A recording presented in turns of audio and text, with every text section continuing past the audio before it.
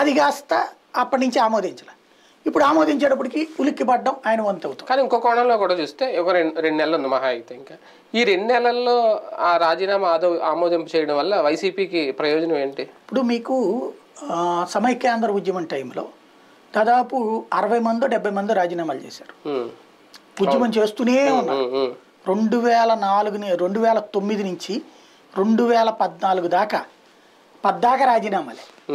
కాసేపు తెలంగాణ వాళ్ళు, కాసేపు ఆంధ్ర వాళ్ళు జరిగినాయి కదా. పార్టీలకు అతీతంగా అనాలా, లేకపోతే ఆయా పార్టీలో ఉన్న ఆయా ప్రాంత నాయకులు అంతే. అవును. కానీ కరెక్ట్గా లాస్ట్ సెషన్ ముందు ఇప్పుడున్న జనసేనలో ఉన్నటువంటి నాదెళ్ల మనోహరే కదా చకచక అనౌన్స్ చేసి కొన్ని రాజీనామాలు ఆమోదం, కొన్ని రాజీనామాలు రిజెక్షన్ ఎన్ని చేసింది. సాధారణంగా బై ఎలక్షన్ ఎదుర్కోవడానికి ఇష్టం లేదు కాబట్టి ముందు రాజీనామాలు ఆమోదించాల.